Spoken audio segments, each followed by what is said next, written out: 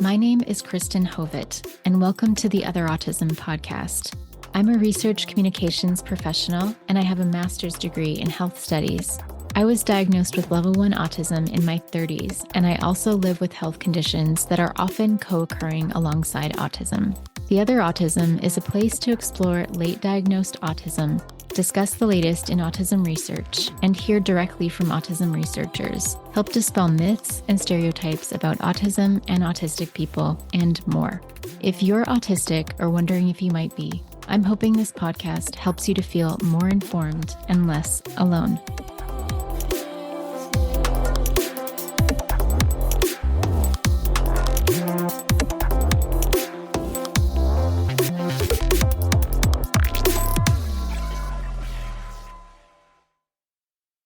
Today, I'm speaking with researcher and PhD candidate Janet Walsh-Adams.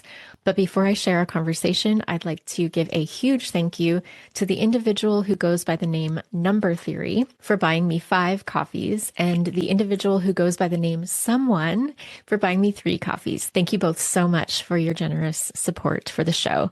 And if you are also a listener who would like to support the show, you can head on over to the show notes, and there's a link there that says Buy Me a Coffee. If you would like to support the show in non-monetary ways, please like the show, give a review if you haven't already. And what matters most to me is if you share it with a loved one. Super, super grateful for doing that. And with that, please say hello to my guest for today, Janet Walsh-Adams. I'm Janet Walsh, and I'm a PhD candidate at Deakin University's Healthy Autistic Life Lab, focusing on the fact that it appears that autistic people are more likely to pursue non-monogamous relationships. I'm also a career coach at GradWise, supporting students and graduates with disabilities to pursue careers which honour their interests and qualifications.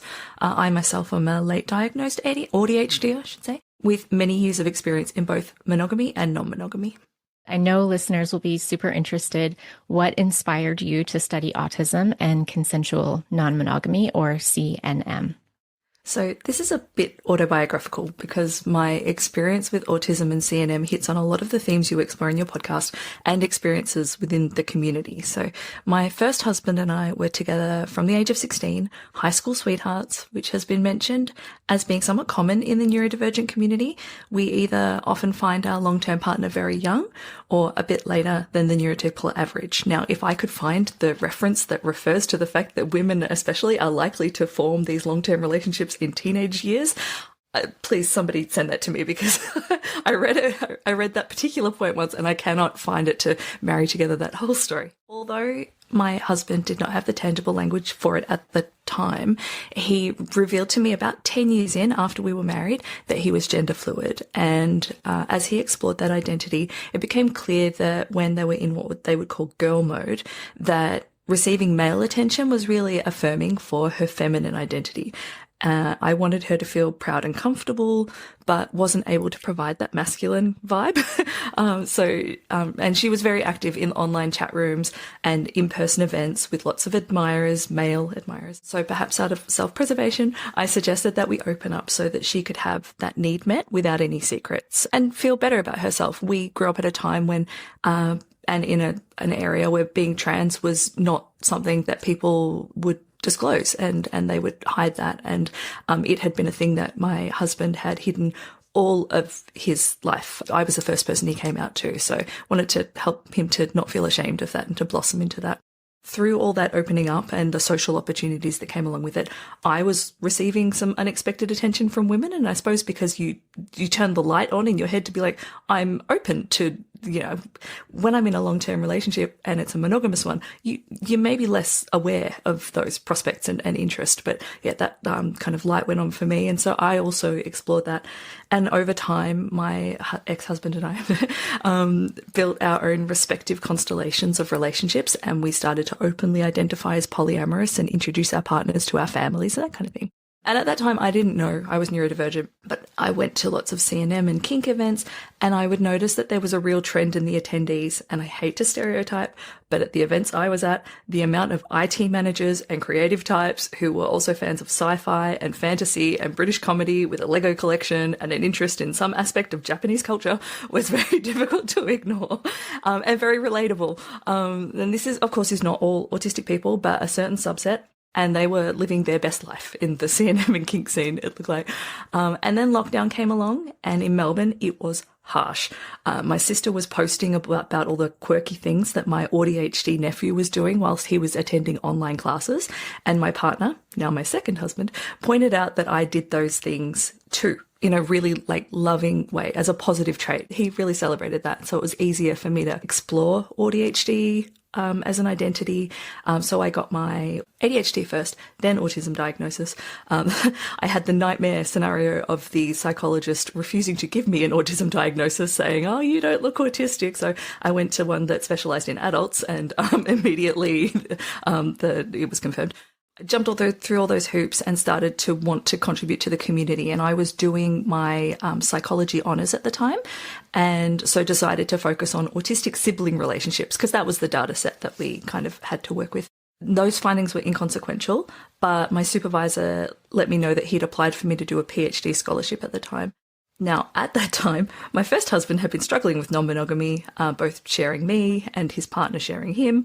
And about a month before my honours thesis was due, he suggested that we should separate. So after about 21 years together, that was devastating. But I also knew he was right. I had grown in ways to the point that I agreed that we weren't meant to be primary romantic partners anymore. And possibly my current husband having that accepting attitude towards the way that I naturally am was a big part of that. It had opened my eyes to the fact that I deserved that kind of acceptance. But having the PhD offer was a positive spark in that kind of darkness and transition. I thought my supervisor would think my suggestion was too niche or trivial, but he absolutely pounced when I mentioned that I'd noticed this trend of very relatable people in the C&M and kink events and in the online forums I'd been frequenting. Our lab has a focus on autistic adult sexuality and relationships, and was instrumental in some of the early research revealing the increased prevalence of gender and sexual diversity in the autistic community. Now, that's been for such a long time that some of that early research was not as affirming and didn't use the language that we enjoy now, but the lab has really turned to having autistic voices and seeking consultation to make sure that it serves the community and is actually about topics that we're interested in, not medicalizing us as much, which is important. And it actually turned out that in some of the research, not about non-monogamy, just general relationships, autistic people were more likely to just of their own volition suggest, "Oh, I'm non-monogamous," in the comments section, wherever they could scatter it around. So it hadn't been explored empirically specifically, but there was a hint there that I could kind of lever off of. And that combined with all the anecdotal accounts in the community, because in the support groups, it's almost mentioned nonchalantly. People will say, "Oh, I do this because of my neurotype," or "My partner has this neurotype." And it's so casual. I was surprised that nobody had actually looked into it. There might be some mentions in some quality of work, but nothing, sadly, that is empirical and peer-reviewed and researched in that way. So I feel lucky and honoured and a sense of responsibility to represent the community really well. I should say I'm currently monogamous, but very much have a lot of respect for the people in the community. I didn't come away from it going, "Oh, this is terrible and everyone should stop," or "I had a bad time, so everyone should stop." And actually one of my respondents said that it's not for everyone, but it's perfect for them. So people really do understand that there's not that dichotomy of oh, non-monogamy is the way or monogamy is the way. It's about respecting that people have different choices and having the option to pursue those choices. Awesome. Thank you. And I'm curious to know if you've noticed any patterns in terms of age group, so starting out in kind of a first or second relationship or set of relationships in C&M and then moving away or then moving back at a certain age. Do you see that kind of pattern? Yeah. So one of the themes for autistic people might be a sense of later consolidation of identity. That could be because a lot of us mask so much throughout our life that we don't quite know who we are until we get to explore and really introspect. Sometimes that might be that we don't introspect until we get a bit later, or we get some life experience, we get out there, we do some social things, which might be a bit later for us because of bullying, or just because we are more like monotropic and more focused on interests than people sometimes. A lot of people will settle down in those long-term relationships, like I did and like others do, and then realize, oh, I am attracted to genders I didn't even think about, or my partner is having an exploration that I wasn't aware of. Or even some people might, once they open up and go, oh, I am social. Oh, I am confident talking to people. Oh, I do like this, but I didn't date anybody.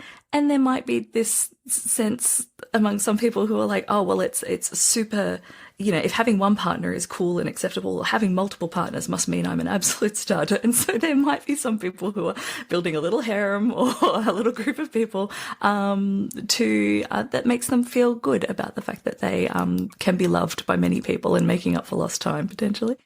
As long as that's done in a respectful way and those people are treated as like individuals with their own autonomy and not just a collection of people to make a person feel good about themselves, then yeah, there's lots of reasons people might come to it later.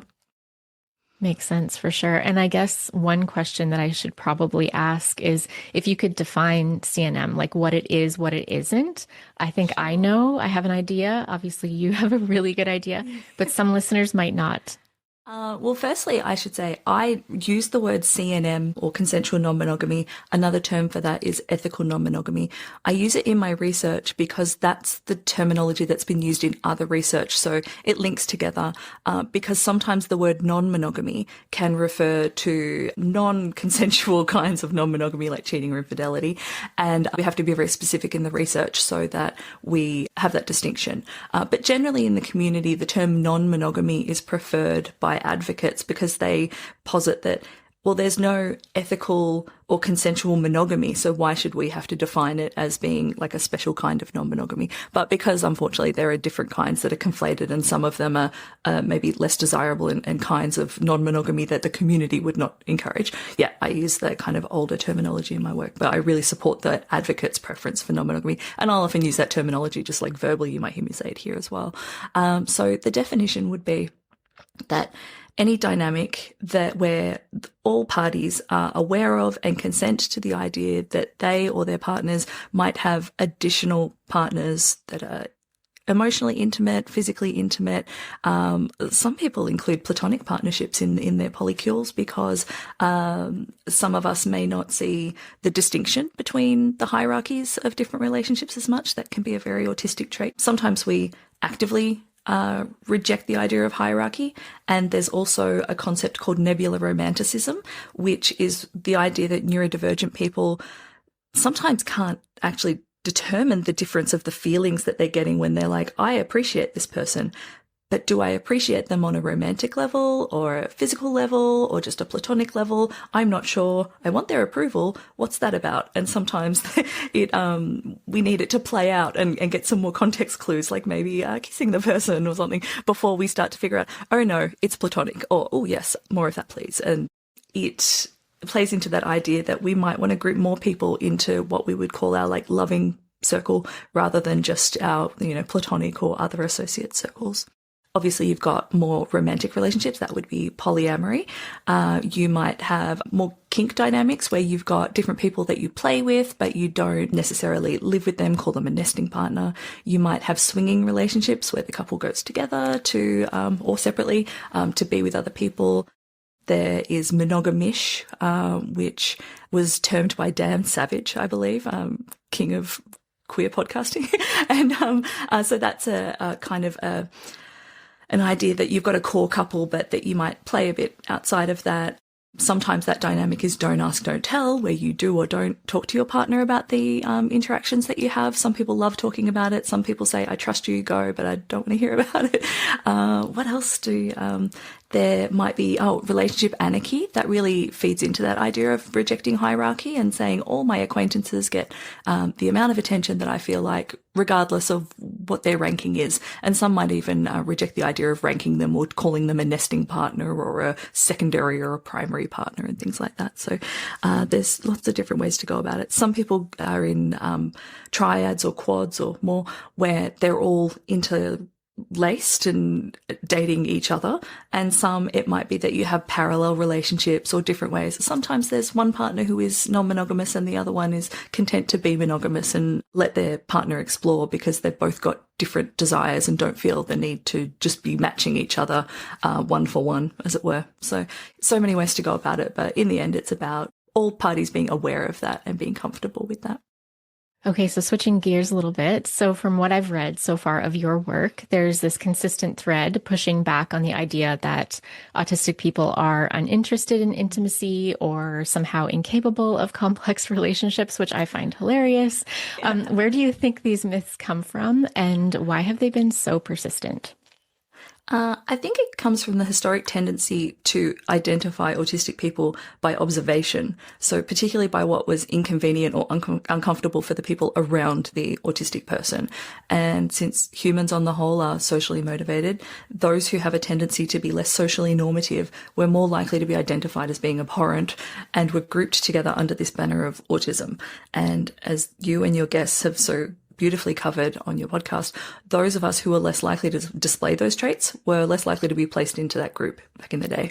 And I do believe it is true that we do have social differences, such as our ways of performing and perceiving body language, text versus vocal communication, more comfort with solitude, a tendency to connect with others on the basis of our interests.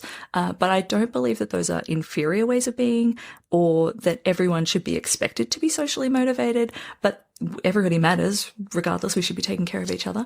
But the majority of us actually do desire companionship, intimacy, and acceptance. And the discrepancy happens when we can't get that, despite the fact that we want it.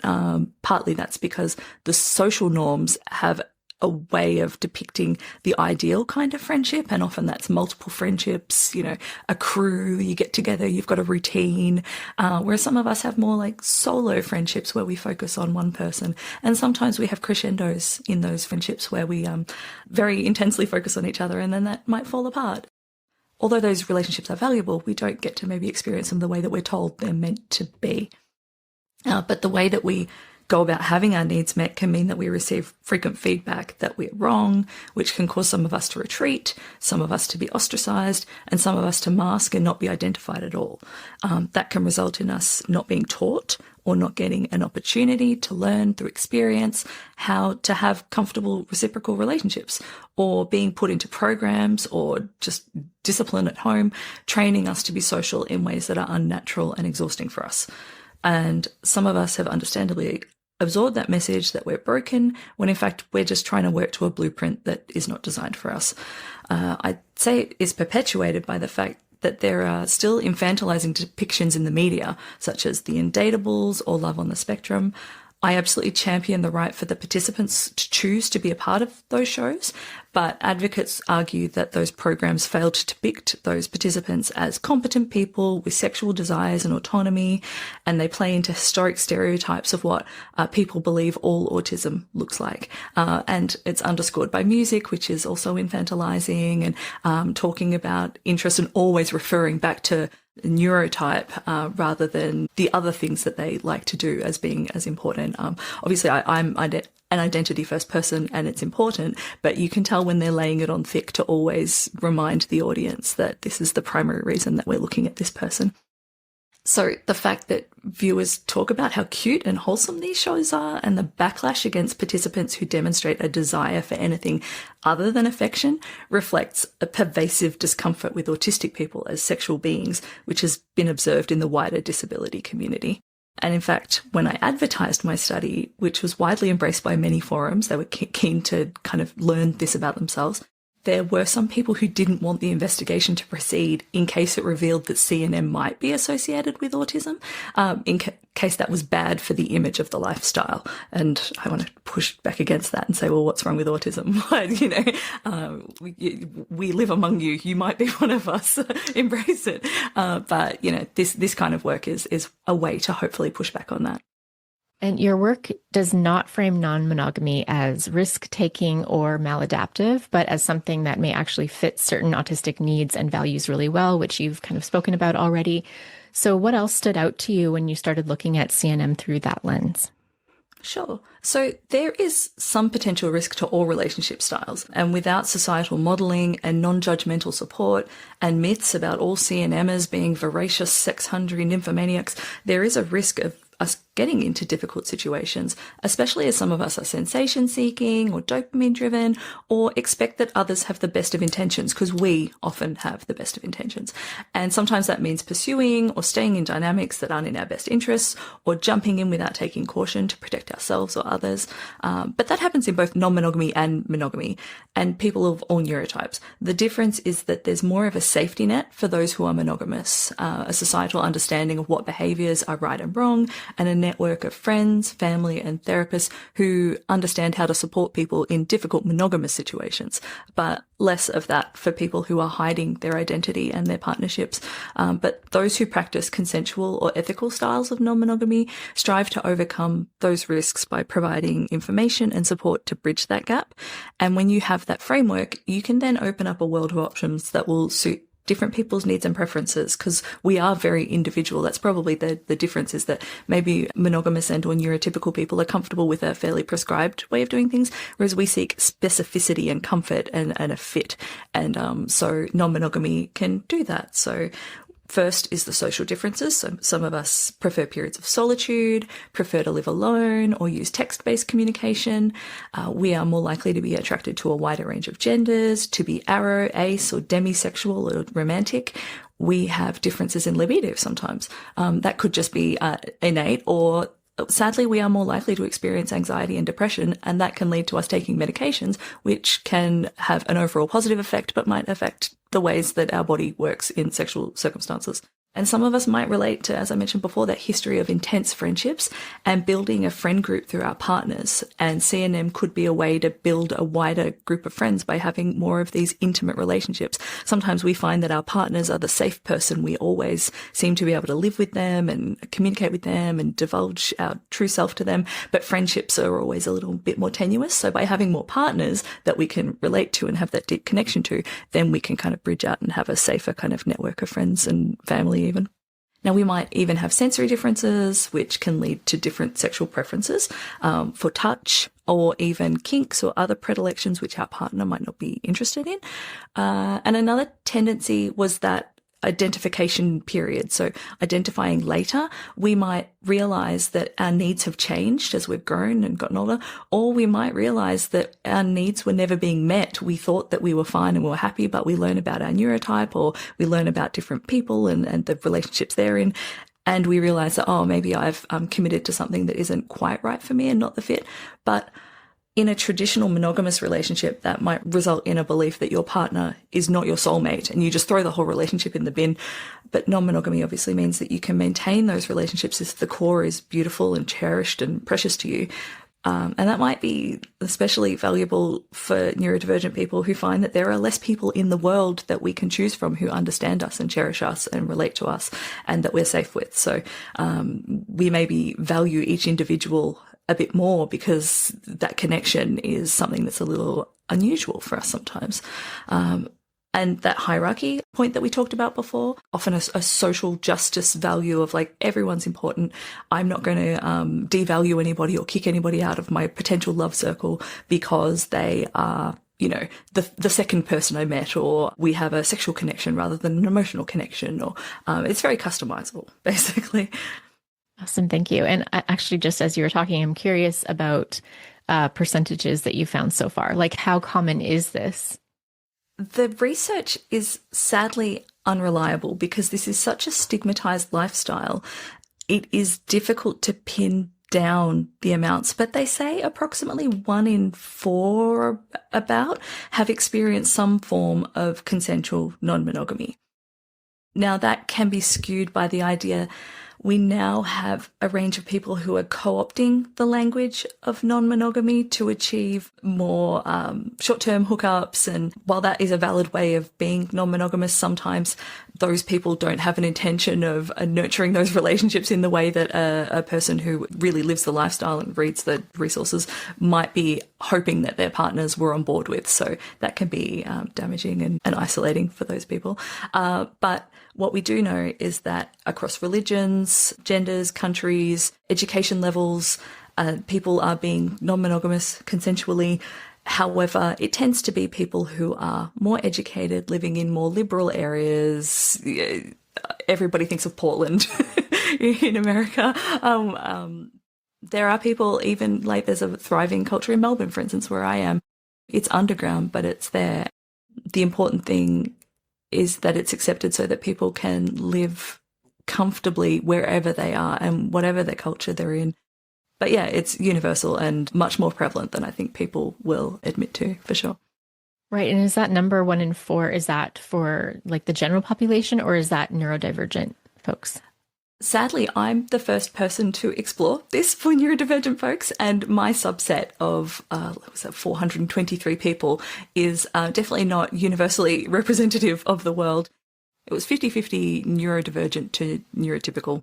The majority of the people had practiced non-monogamy. So this is not so much representative of prevalence worldwide. It's just about the likelihood for autistic people to be doing that in a sample of people who are in those communities. So we did have monogamous people in that group who'd never had experience of non-monogamy, but predominantly the study became very popular amongst people who were non-monogamous. So it would be difficult to project figures based on what I found in my study.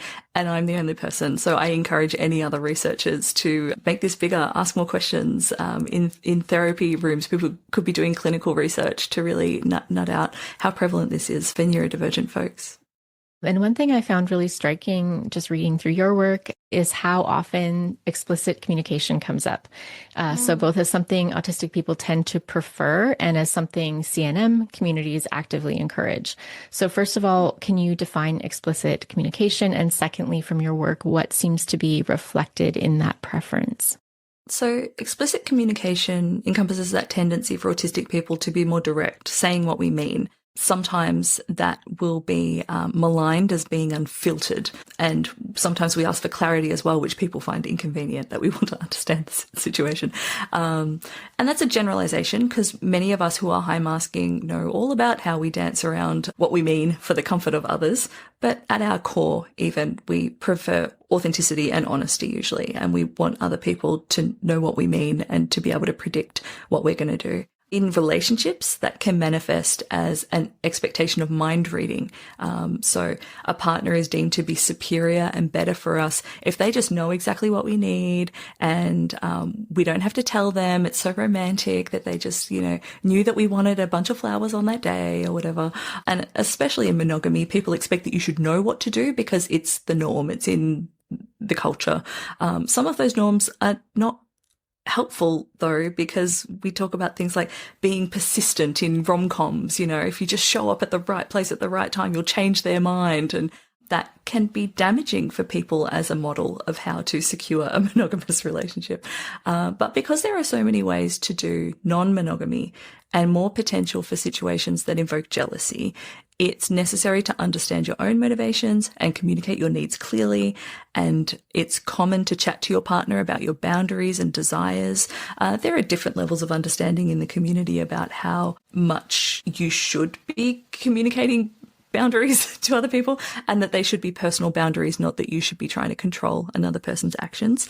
But yeah, sometimes that kind of chat can lead to that dynamic like don't ask, don't tell, where you agree to trust and return to each other without discussing every encounter. And sometimes it's discussing every emotion when your partner goes on a date and you're not feeling great, and reflecting on, is that something about me that makes me worried that this person is not going to return to me or they're going to replace me, which is kind of the opposite of what non-monogamy is about. It's about adding loves, not replacing loves, generally.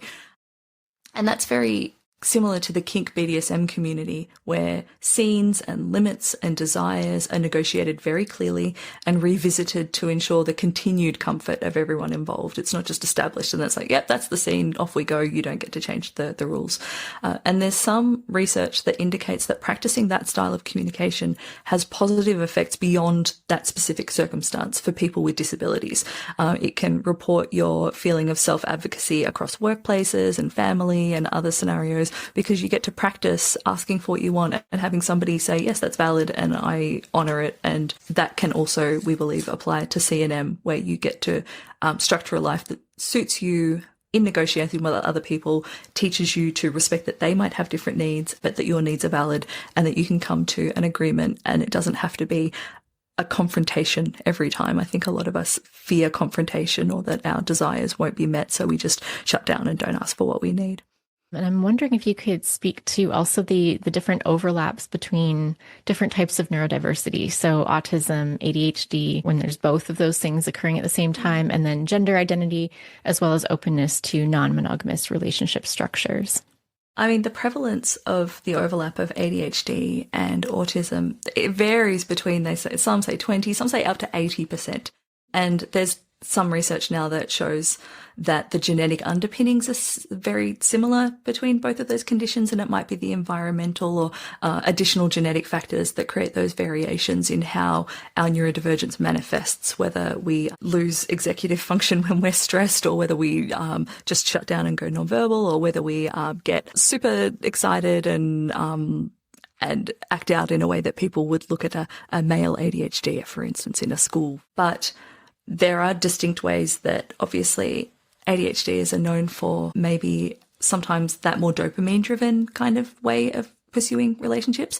And in research, that has been criticised as being, oh, they're not committed and they're not paying attention, and they always focus on the relationship breakdowns that these people experience. But they don't focus on the fact that these people are seeking connections, and that it's beautiful that they want to meet and know these people and interact. And then the autistic need for routine and solitude, they'll focus on that as being bad. But non-monogamy can be a way to kind of galvanize that too. The hard thing is when people maybe have both and they're not quite sure. The push-pull of relationships. The research we found is that people enjoyed non-monogamy more if they were diagnosed ADHDers. So autism, they enjoyed it about the same as non-autistic people. But yeah, enjoyment was really enhanced for people with diagnosed ADHD. And I suspect that that's because that person both gets to have their natural tendency of sensation seeking and making connections and sexual release and all the fun things that you can get out of non-monogamy, but also that they're doing it in a way that is supported. They might have medication or other treatments or routines and ways to mean that their partners don't describe them as being inattentive or forgetting about them. They might have a better ability to handle that elaborate Google Calendar that a lot of non-monogamous people will relate to using to manage all their romantic entanglements. Yeah, there's something about that it really meets that kind of dopamine satisfaction side of them, but also that they're able to do it in a way that's successful and honours everybody in those relationships. They're not just going out and getting the sexual needs met. Also, reading your work, I really appreciate that you don't frame leaving CNM as failure. And I think you mentioned that earlier from your own experience as well. And I think I like that because I've noticed this sense in just like the culture around me that the way people who are non-monogamous are spoken about, it's like, ooh, wait and see, their relationship will fail, haha. Like that's kind of how it's treated sometimes. So from your perspective, what can we learn from especially neurodivergent people who try non-conventional CNM relationships and decide it's not for them? I do believe even within the community, you'll look around and notice, oh, people do break up, but then you probably talk about it more because you're in a contained environment where people are discussing the quality of relationships and sustaining them and maintaining them and how to. Partly that increased likelihood of relationship failure is because there isn't support networks for people to get advice outside of the CNM community. You can't go to any therapist and have them be competent in talking about non-monogamy. In fact, many therapists will make a person returning to monogamy a treatment goal, even if that person hasn't declared that that is a thing that was distressing them or that they want to return to monogamy. They're just applying their norms and going, well, this is a non-normative and their life would just be easier if they did a thing that I'm comfortable with. But more therapists are obviously training up, and like the Australian Psychological Society, for instance, has seminars for people to learn about non-monogamy. But yes, those breakups do happen, but there is a sense that you understand a bit more that because they're maybe about meeting needs and negotiations and growth and change, you can understand that sometimes you learn from a relationship and it plays its course and then you move on. The ideal is that you transition from that relationship in a way that is respectful and not hostile and doesn't have fallout and isn't unnecessarily damaging to the people in it just because we have those like deep down feelings of rejection.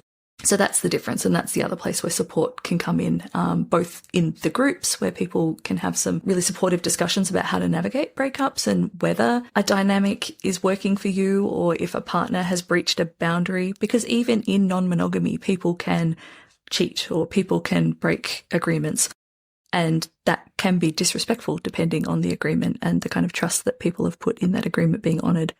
All in all, it's ideal to not treat those breakups as a failure. They are an opportunity for growth. And I personally, as I said, devastating to break up with a person who had been my best friend for 21 years, but also the right thing to do. And it taught me a lot about what I needed and who was right for me for my next phase of life.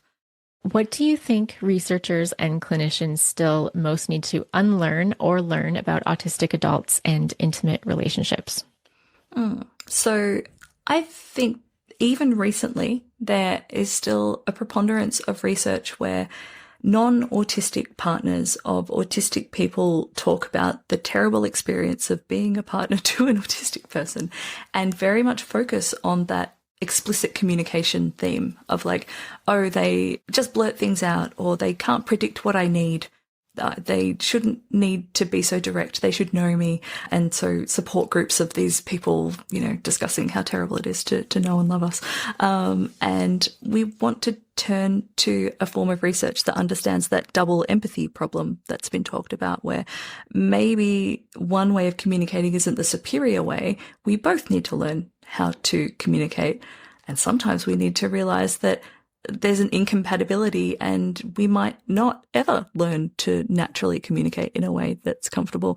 And if that's more prevalent and understanding in society and psychologists can support that, maybe people learn that earlier before they've got children and build a life and are just hoping they'll be able to change this person, because generally it's the responsibility of the autistic person. And often in the research, it's an autistic man.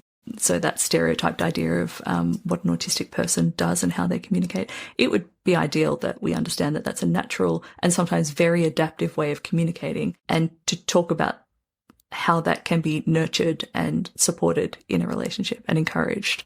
Also, there's that history of therapists wanting to make returning to monogamy a treatment goal. Obviously, if they could tease out whether the client is actually feeling distress about non-monogamy, or is that the one part of their life that's keeping them going? Is that the thing that's sustaining them and meeting their social needs and getting the connection that they need? But it's other parts of their life that are still not working for them and they need to be focused on. But also knowing how to tease out when it is time to break up, what behaviors are beyond our boundaries, when is jealousy too much and justified, and when is jealousy something about an insecurity that we can work on and move through. Non-monogamy isn't for everyone. It's wonderful to try, and people encourage people coming on and getting educated. But even after all that education and reading all the books, one might learn that, oh, I've tried it and I believe in this for other people, but it doesn't work for me. And helping those people to transition away from non-monogamy, which might mean losing a constellation of friends that became quite dear to them and that they share values with. Understanding that even if they stay in non-monogamy, but they have a breakup, having an additional partner does not negate the pain of losing the cherished previous connection. There's a lot of people going, oh, you've just got a backup partner so that you can flit around and have breakups. It's not about that. Each of those relationships is individually cherished. It's the whole point of being non-monogamous rather than having serial individual partners. So, understanding that this can be a way for people to seek social connection, and there's not as many books about, not as many movies about, that sometimes is still seen as very sexy and quirky and weird, but that, historically it has been the norm in a lot of cultures. It's not, as I say, the only way, but it's a way, and encouraging that for people for whom it would be helpful would be ideal.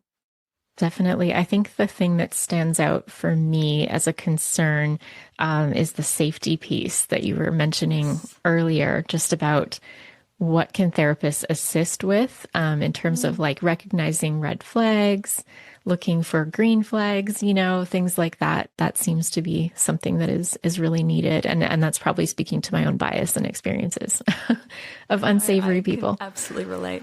I think, as I mentioned earlier, we often will read all the books and the resources, and because we like to know that we're doing it in the right way, not just because we want the pat on the head, gold star, yes, you did non-monogamy right, but also that we want these relationships to be mutually respectful and enjoyable. We don't just want to show up and be transactional about it, but we are sadly more likely, the research shows that autistic people are more likely to be coerced into behaviors and things that they don't like in all kinds of relationships.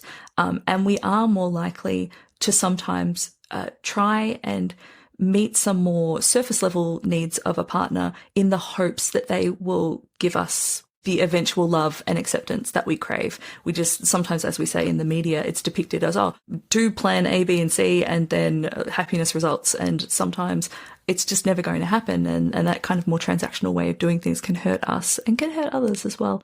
So in my own study, I did ask about coercion, whether people were more likely to acquiesce to a suggestion of non-monogamy in a relationship if, they'd been with the partner for a long time and they didn't want to lose them. There were a few people who did admit that that was a factor for them, but a very small portion of the subset. So it does indicate that generally people, at least in the very engaged, resourced forums that tended to respond, feeling like they're doing this because they want to. And but it would be important in research to cast a wider net to people who have experienced non-monogamy and maybe aren't active in forums and didn't have that support, or left and have more difficult memories of their time in non-monogamy, because obviously mine is a subset that was very engaged and positive about non-monogamy, which has been observed in some research of any groups that are a marginalized group.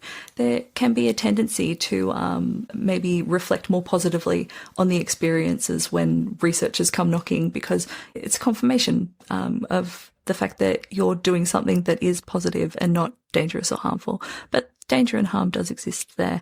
And it's important that both we as individuals, as supporters, as friends, as family, and also therapists can help to, tease out, my partner did this and that's actually disrespectful, or my partner did this and I've misinterpreted it because if I did it, it would mean this. But I think being more understanding of that the behaviors within non-monogamy are not as clear-cut as in monogamy, and that there needs to be individualized understanding of has a boundary been negotiated, has it been met, exceeded, is the relationship damaged, can we repair, is this worth repairing? Has this person disrespected you? So it does go back to a lot of those monogamous kind of ideas. Yeah, and if we could now switch to talking about some of the highlights of your research. I was delighted to confirm that autistic people are more likely to pursue non-monogamy. We didn't specifically recruit for autistic people, and our posters and advertisements, we had two types. One did mention neurodivergence and one didn't, and the one that was neutral was the one that took off. And we mentioned clearly on the poster all kinds of relationship types, not just non-monogamy. The fact that that word was on the poster, I think, really took off in the groups that resonated with, because that's not referred to as much in the research. We got our subset But I understood that because there's different ways of being autistic, and it is to some degree diagnosed as levels, at least via the DSM, and people who have those higher support needs might not get as many social opportunities. That can be because their caregivers filter their opportunities to be things that they feel are more supportive for that person, and sometimes they don't ask whether their client would be interested in going to a kink munch or a CNM catch up or a polyam group, and maybe the client also doesn't feel safe to disclose that they would be interested in those things. So instead of just saying above and below threshold for autism, because we did a screening tool in addition to asking people about whether they were diagnosed or identify, because a lot of previous autism research only does screening tools or only includes people who are diagnosed, and obviously all presentations are valid. But it's more objective, obviously, to be able to sort, and especially to identify people who don't necessarily know that they're autistic, who do have the kind of traits that somebody who is autistic would relate to. So I divided the group into 5 quintiles. The 4th quintile was people above the threshold for autistic diagnosis, but with the lower range of autism relevant scores. And the 5th quintile was people with the highest autism relevant scores. And those people would be probably more likely to be classified as being maybe higher support needs based on the general trends in the research. And we did find that the group that had a significant attachment to non-monogamy was the 4th quintile, so people above the threshold, but not in the highest group of autism scores. So those people are less likely to have other people arranging their social situations. A lot of these scoring tools include socializing as one of the kind of subdomains. And people who obviously might be getting a higher overall score may have put higher kind of social differences on their measures. And CNM is a very social activity, so it's going to be people who maybe are social seeking, maybe masking, sadly, but the kind of people who have a bit more autonomy over their social life, who are more likely to be able to pursue CNM. And they were the ones who reported it most highly. But the thing that we noticed, and this is another thing that I predicted but was glad to see, is that gender and sex at birth are different concepts. And in autism research, it's starting to be understood that gender diversity is very prevalent, much more prevalent than in the kind of general population. And so I first measured the likelihood of CNM experience against sex at birth.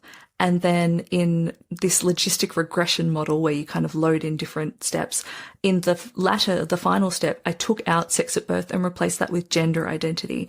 And at that point, being autistic did not have a significant link to the practice of CNM, and being non-binary had the highest likelihood. So for autism, you basically had twice the odds of having had CNM experience, but non-binary identity had 4 times higher odds compared to cisgender identity of having had CNM experience. So then that's my first paper that is with the journals, hopefully ready to be published soon. And my second paper then expands on the idea of like, well, if gender identity is a factor, maybe wider kind of LGBTQIA plus culture could also be a factor. And we did find that that was the case. So we found that where there are increased odds of autistic people practicing certain relationship types, particularly long distance relationships, kink, BDSM, CNM, polyamory, and relationship anarchy, that usually becomes non-significant when LGBTQIA plus status is included. Interestingly, there is an understanding that a lot of CNM culture arose from like gay culture, gay men, cruising, that kind of thing.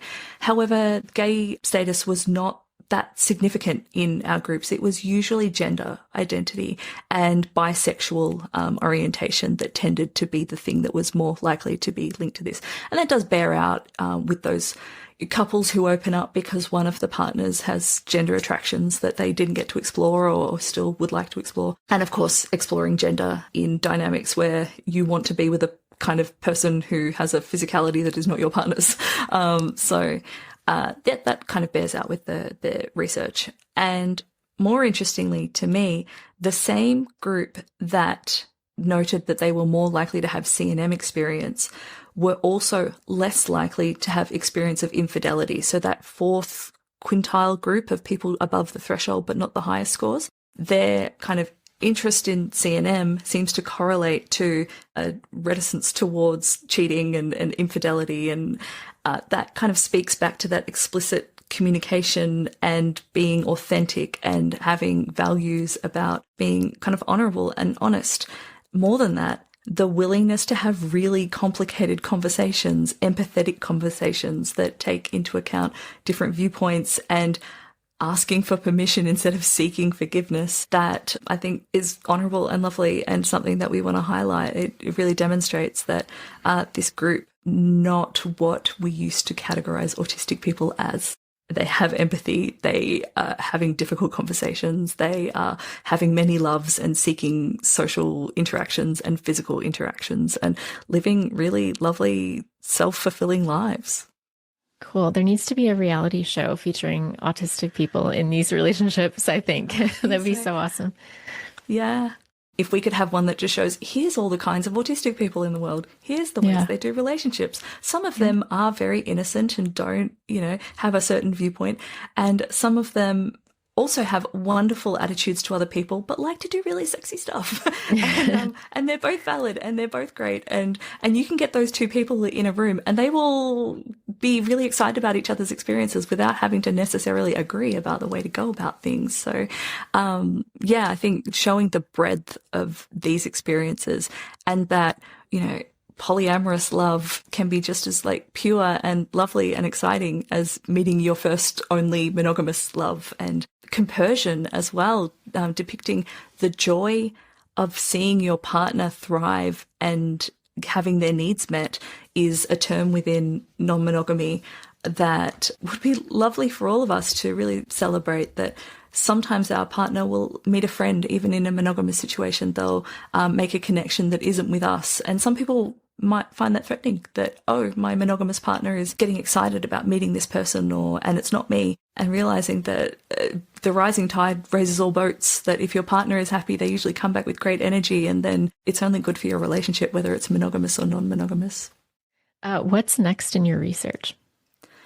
I am very interested in qualitative research. So to this point, and my supervisor is a writing math textbooks level of math professor. He is very into the statistics. But I find that most of the revelations about autism have come from qualitative research, about asking autistic people about their lives and experiences.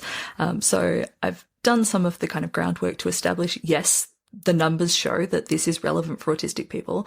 And I'm very much looking forward to, and I have stopped myself, I have kept the data at arm's length and tried not to read it too much because it's very interesting to me. And then my treat at the end is to go through all this qualitative data about people's motivations and experiences, both the non-monogamous and the monogamous participants, autistic and non-autistic, and see what people are saying about their experiences, because it's not just about having had the experience. And I can speculate, and as we have earlier in this, we can speculate about the ideas about why, people are drawn to this, but there's got to be some nuggets in there that we haven't even considered that people might be experiencing that would help clinicians and other people, if they see trends or if they're looking for red flags or green flags, to add that to their research and know that this is how people are living successful romantic lives, be they non-monogamous or monogamous. What are your ideal outcomes? Like if you could wave the magic wand, I love that question, and have ideal outcomes of your research, of your work, what would those be? The hard thing is that there is still that idea that autistic people are weird and non-monogamy is weird. There is the risk that some people, leave onto that and go, oh, it's all weird too much. Alternatively, people could look at that and go, we want autistic people to thrive. Autistic people are more likely to do this thing that I don't know much about, but it suits their needs. I should learn more about how that works for them. As a clinician, I should make sure that I include this in my practice and that I'm open and curious about people's experiences, and that I work to make sure that their outcome is the focus of our treatment, and that people can talk to their parents and their friends and their family about celebrating their partners, because there is a history of people hiding their non-monogamous partners and not being able to celebrate them. And being a hidden person is not great for one's self-esteem and self-actualization. So being able to celebrate openly, I have these partners, they are all valid and equal. It's very different from the reality. I was going to go to Seattle to present my research last year, and I had to cancel at the last minute because it coincided with researchers being stopped at the border and not let in because they were open to queer topics and subversive topics. And at the same time, the administration was talking about autism being, this continuing the threat of vaccines and abhorrence and all the outdated ways of thinking about it. So yeah, I had to cancel that. So in an ideal world, I could go to another country and talk to people about this, and then being curious about those other groups, even if it's not their group, just like everybody supporting each other and being interested and curious about how each person is meeting their needs. And it doesn't necessarily have to be the same for all of us, but all of us being happy, it's ideal. It's not a reflection on me if somebody else chooses a different way of being, as long as they respect my way of being, and vice versa. I love that. Thank you. Thank you so much, Kristen. Well, that's all I have for you today. Thank you so much for being here. Until next time, bye. Thank you so much for listening. If you enjoyed this podcast, I invite you to leave a rating or review and share this episode with a loved one. If you'd like to submit a question or message to listeners, please send an email. You can find the email address and more in the show notes.